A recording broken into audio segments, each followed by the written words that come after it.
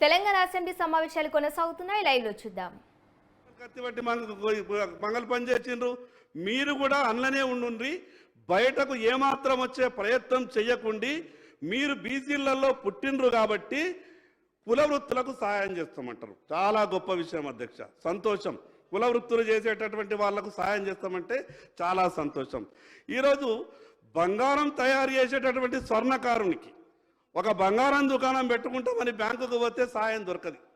మిగతా వాళ్లకు ఆ కుల వృత్తికి సంబంధం లేకున్నా ప్రభుత్వం నుంచి సబ్సిడీ వస్తుంది, బ్యాంకు ద్వారా సాయం దొరుకుతుంది. అంటే బీసీ చేతి కుల వృత్తుల వాళ్ళు ఎవరైతే ఉన్నారో ఎంత పెద్ద అన్యాయం జరుగుతుందంటే అధ్యక్ష, నేను 1994 నుంచి 2023 వరకు చూస్తున్నా. బడ్జెట్లో కేవలం కేటాయింపులు మాత్రమే ఉంటాయి. చివరికి ఖర్చులకు వచ్చే వరకంటే 10% కూడా కేటాయింపులు జరగదు. గత ప్రభుత్వం ఎంబీసీలకు 1000 కోట్ల రూపాయలు కేటాయిస్తే నిజంగా సంతోషపడ్డాం. నిజంగా 1000 కోట్ల రూపాయలన్నీ కూడా ఖర్చు చేస్తారేమో, ఎంబీసీలకంతా కూడా సాయం దొరుకుతుందేమని అనుకున్నాం. కానీ 1000 కోట్లు ఎంబీసీలకు కేటాయిస్తే 10% కూడా ఖర్చు కాలేదు. నేను ఎందుకు ఈ విషయం చెప్తున్నానంటే అధ్యయనం కొరకు ఆ రోజు బీసీ శాఖ మంత్రిత్వం నుండి అధికారులు అందరూ కూడా గుజరాత్కి వెళ్ళిండ్రు. గుజరాత్ రాష్ట్రం చాలా గొప్పగా చేసింది. ఆ రకంగా బీసీలని ఆదుకునే విధంగా మేము కూడా తెలంగాణ రాష్ట్రంలో అక్కడ ఉన్నటువంటి విషయాలన్నిటి కూడా మేము బాగా స్టడీ చేస్తాం, తెలంగాణలో అమలు చేస్తామని ఆ రోజు ప్రభుత్వంలో ఉన్నటువంటి పెద్దలు చెప్తే మేము చాలా సంతోషపడ్డాం. కానీ ఏమైంది అధ్యక్ష, ఇక్కడ రాష్ట్రంలోకి వచ్చిన తర్వాత బడ్జెట్లో పెట్టినటువంటి 1000 కోట్లు ఖర్చు కాలేదు. అక్కడ గుజరాత్లో అమలైనటువంటి స్కీములు కూడా చర్చకు రాలేదు.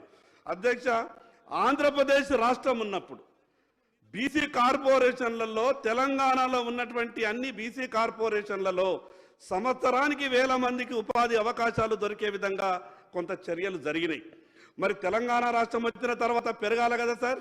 తెలంగాణ రాష్ట్రం వచ్చిన తర్వాత కావాలంటే ఈ రోజు కూడా మీరు ప్రత్యక్షంగా చూడండి, బీసీ కార్పొరేషన్లు మూతబడ్డాయి. బీసీ కార్పొరేషన్లలో సిబ్బంది లేదు, బీసీ కార్పొరేషన్లకు నిధుల కేటాయింపు లేదు. ఎన్నికల సమయంలో మాత్రమే బీసీ కార్పొరేషన్లని అలర్ట్ చేస్తారు.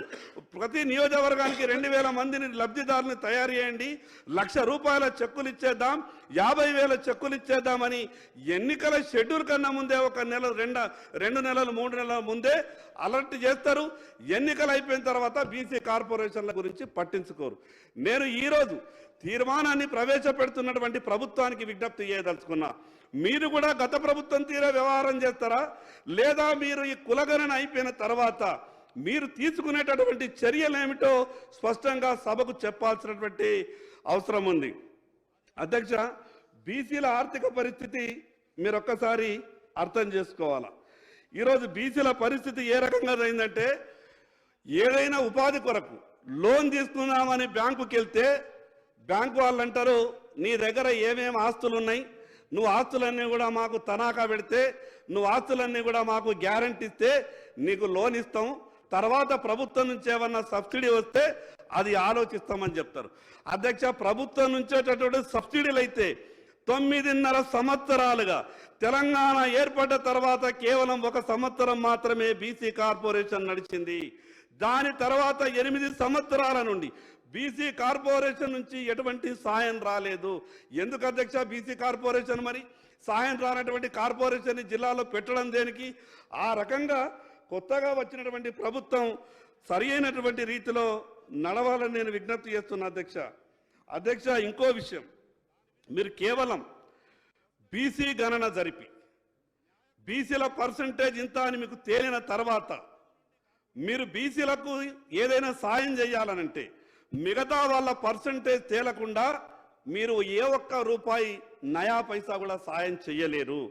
ఎందుకంటే మిగతా వర్గాలు కూడా మా పర్సంటేజ్ ఇంత అని వాళ్ళు కోర్టులకు వెళ్ళేటటువంటి అవకాశం ఉన్నది. దాని మీద గౌరవ మంత్రి గారు స్పష్టంగా ఒక ఆలోచన చేయాలా.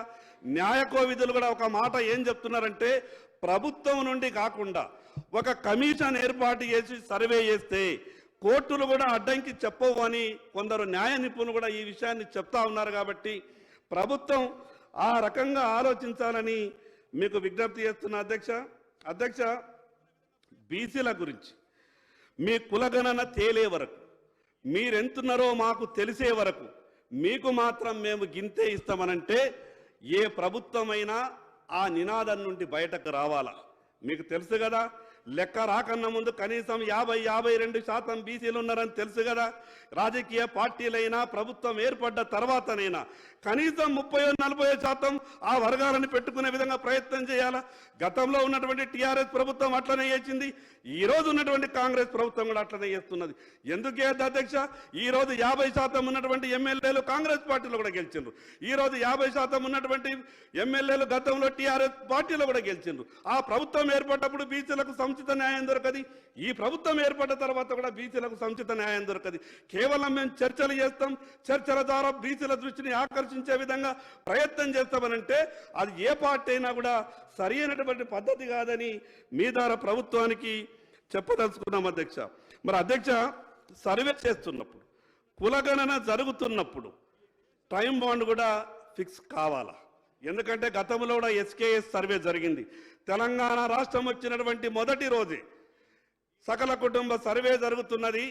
ఈ భారతదేశంలో ఉన్నటువంటి ఎక్కడ ఉన్న తెలంగాణ వాసి లేదా ప్రపంచంలో ఉన్నటువంటి ఏ తెలంగాణ వాసి అయినా మీ ఇంటి దగ్గర ఉండండి, లేకుంటే మీరు తెలంగాణలో ఉండరు అనే విధంగా గతంలో ఉన్నటువంటి వాళ్ళు మాట్లాడితే ఈ దేశంలో ఉన్నటువంటి వాళ్ళంతా ఏ మూలకున్నా కూడా కూలీనాలే వేసుకునే వాళ్ళంతా కూడా రైళ్లను పట్టుకొని, బస్సులను పట్టుకొని, లారీలెక్కి ఈ రాష్ట్రంలో చిక్కుతున్నారు. తెలంగాణ ప్రభుత్వం కొత్తగా వచ్చింది కాబట్టి, కొత్తగా రాష్ట్రం వచ్చింది కాబట్టి సకల కుటుంబ సర్వే జరిగే అంటే ఇల్లు లేదు నాకు కాబట్టి ఇల్లు వస్తుందని, నాకు జీవనాధారం ఉపాధి అవకాశాలు లేవు కాబట్టి ప్రభుత్వం గుర్తించి నాకు ఉపాధి అవకాశం కల్పిస్తుందని ఎంతోమంది ఆశతోని ఎస్కేఎస్ సర్వే జరుగుతుందని వేరే దేశాలలో ఉన్నటువంటి వాళ్ళు వచ్చారు. ఈ దేశంలో వేరే రాష్ట్రాల్లో బతుకుతున్నటువంటి వాళ్ళంతా కూడా వచ్చిండ్రు. ఇప్పుడు కూడా బీసీకరణ గురించి ఈ ప్రభుత్వం బీసీకరణ చేస్తున్నామని చెప్తున్నటువంటి దాని మీద గత ప్రభుత్వం వ్యవహరించినటువంటి తీరు కాకుండా మీ విధానాన్ని కూడా మీరు స్పష్టం చేయాలి. ఇంకొక విషయం అధ్యక్ష, ప్రభుత్వం ఒక తీర్మానాన్ని ప్రవేశపెడుతున్నప్పుడు తెలుసు, ప్రభుత్వంలో పెద్దలు చాలా తెలివైనటువంటి వాళ్ళు ఉన్నారు, వాళ్ళకి ఏమీ తెలియదని నేను అనుకోను. కానీ నాకు తెలిసినటువంటి కొన్ని విషయాలు మాత్రమే చెప్పదలుచుకున్నా. కొన్ని రాజకీయ పార్టీల ఆలోచన, అది ఏ రాజకీయ పార్టీ అయినా కానీ కొన్ని రాజకీయ పార్టీల ఆలోచన, నేను ఎందుకు ఈ విషయం చెప్తున్నానంటే అధ్యక్ష, సమర్థుడైనటువంటి బీసీ నాయకుడు ఉన్నా కూడా టికెట్ల కేటాయింపులో ప్రత్యక్షంగా మేము అనుభవించినాం అధ్యక్ష. రాజకీయ పార్టీలకు టికెట్ల అవకాశం ఉన్నా కూడా ఓట్లు మాత్రం కావాలా, ఓట్లు మాత్రం కావాలా, సీట్లు ఇచ్చేటప్పుడు మాత్రం రాజకీయ పార్టీలు ఆలోచించేటటువంటి పరిస్థితి. మాట్లాడారు అధ్యక్ష, నేను గౌరవ సభ్యుని ఆవేదన, గత ప్రభుత్వం సకల జనుల సర్వే చేసి బయట పెట్టలే, బొంబాయికి వచ్చిన సార్, వాళ్ళు ఇప్పుడు తప్పకుండా అన్ని సూచనలు స్వీకరిస్తాం. కానీ వారు కూడా మొన్ననే పాపం మొన్నటి ఈ లేటెస్ట్ 2023 ఎన్నికల్లో తెలంగాణలో బీసీ ముఖ్యమంత్రి చేస్తూ ఉన్నారు అధ్యక్ష. చాలా సంతోషపడ్డాం ఈ బీసీలందరూ. కానీ ఆఖరికి బీసీ ముఖ్యమంత్రి స్ట్రెంత్ లేకపోతే ఫ్లోర్ లీడర్ అన్న బీసీని చేయాలి కదా అధ్యక్ష. ఫ్లోర్ లీడర్ అంటే ఇక్కడ సభకు ఫ్లోర్ లీడర్ చేయలే, విప్పునన్న చేయాలి కదా, విప్పు కూడా చేయలే. అంటే పాపం సభ్యుని ఆవేదన వాళ్ళ పార్టీ మీద, గత పార్టీ మీద తప్పకుండా నేను మళ్ళీ చెప్తాను అందరు సభ మీ ద్వారా. తప్పకుండా మాకు ఒక చిత్తశుద్ధి ఉన్నది, మాకు సంబంధించి చేస్తాం.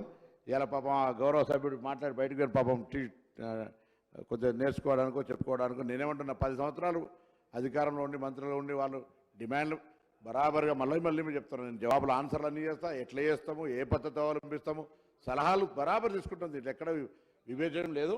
మేము ఇలా వారు గౌరవ సభ్యులు చెప్తాను, దయచేసి మీరు బీసీ ముఖ్యమంత్రి అని కేంద్రం నుంచి కూడా బీసీలోకి ఏం చేస్తారో కూడా చెప్పండి ఒకసారి కోరుతాను. శంకర్ గారు కొంచెం తొందరగా ముగించారు అధ్యక్ష. పెద్దలు మంత్రి గారికి తెలుసు, అనుభవం ఉన్నటువంటి వ్యక్తి. రాజకీయ పార్టీగా కొన్ని నిర్ణయాలు తీసుకునేటప్పుడు, అన్ని కోణాల నుంచి ఆలోచించి నిర్ణయం తీసుకునేటప్పుడు, నేను మొదటిసారి గెలిచినటువంటి శాసనసభ్యుని కాబట్టి పార్టీ ఉపనాయకునిగా నన్ను నియమించింది. నేను ఏ ఒక్క రాజకీయ పార్టీకి విమర్శించాలనో ఈ మాటలు మాట్లాడతలేను. పార్టీలు ఏవైనా, ప్రభుత్వం ఏదైనా ఆలోచన విధానాన్ని కొంత మార్చుకొని సమ్మతంగా, న్యాయంగా ముందుకు నడవాలని మాత్రమే నేను సూచిస్తున్నాను అధ్యక్ష. కేవలం మాటలలో కాకుండా బీసీలకు అండగా ఉండాలని ఎవరైనా భావిస్తే బీసీలు చాలా సంతోషపడతారు అధ్యక్ష. కేవలం ఎన్నికల సమయంలో మాత్రమే, ఎన్నికల నినాదం కొరకు దయచేసి బీసీలను వాడుకోవద్దని, బీసీలకు ఆశలు రేకెత్తించవద్దని మాత్రమే నేను చెప్తున్నాను అధ్యక్ష. మేము ఎవరికో వ్యతిరేకం కాదు, ఎవరి వాటా వాళ్లకు రావాల్సిందే.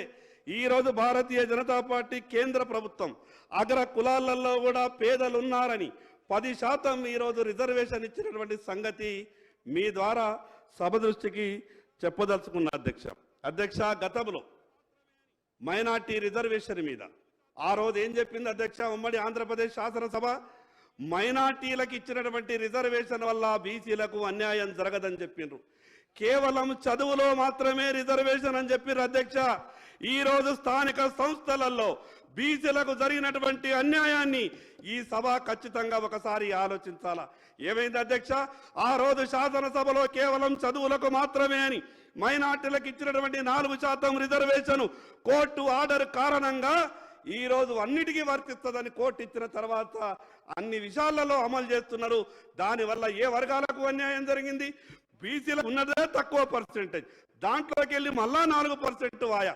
ఈ రంగా ప్రభుత్వం తీసుకున్నటువంటి నిర్ణయాల వల్ల కోర్టులు ఇంటర్ఫేర్ అయి బీసీ అన్యాయం జరగకుండా ప్రభుత్వం చూడాలని మాత్రమే నేను ప్రభుత్వానికి విజ్ఞప్తి చేస్తా అధ్యక్ష. ఎవరు మంచి పని చేసినా, రాజకీయ పార్టీలు రాజకీయంగా ప్రజలు మాత్రం మంచి పనిని ఎప్పుడు కూడా హర్షిస్తారు.